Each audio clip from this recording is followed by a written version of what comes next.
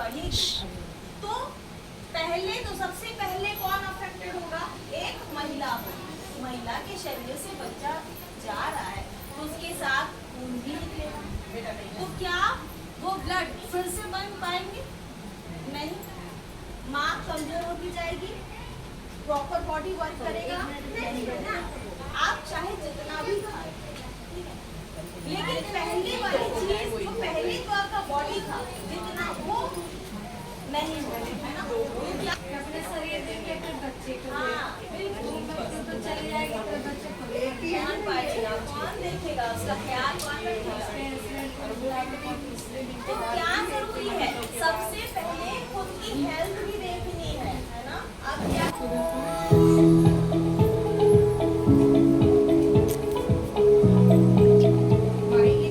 नमस्कार दोस्तों, आप सुन रहे हैं कार्यक्रम सेहत से ही लाभ कई और मैं हूं आपका। ये सुनकर वे अचानक गुस्से में आ गई। कहने लगी कि ये फैसला बहू का नहीं बल्कि मेरा होगा। मुझे तो अगले साल पोता चाहिए। इस पर बहू ने समझदारी से जवाब दिया, अम्मा जी, आशा दीदी सही कह रही हैं।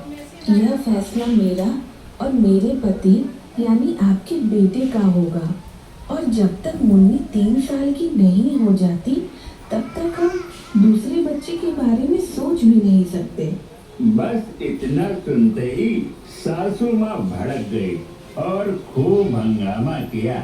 उन्होंने आशा दीदी को बहुत बुरा भला कहा और ताना मारते हुए बोली, तुम्हारी तो खुद एक ही बच्ची है, तुम हमें क्यों समझा रही हो?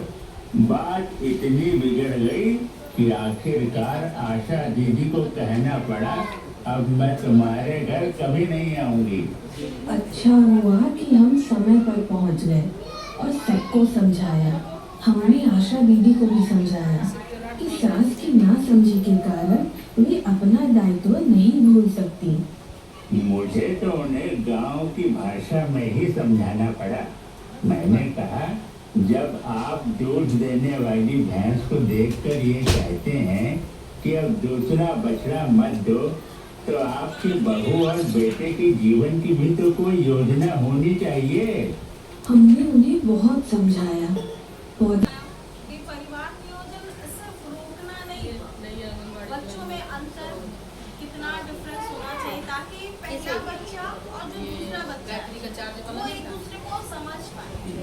3 से 4 साल का गैप रखा गया है ताकि उस दौरान ना खुद माँ को भी टाइम मिलेगा कवर अप होने के लिए। कवर अप यानी कि बॉडी पूरी तरीके से फिर रेडी होने के लिए कि मैं फिर से नए बच्चे को लेकर आ सकूं, क्योंकि बॉडी को रिकवर होने में ही लंबा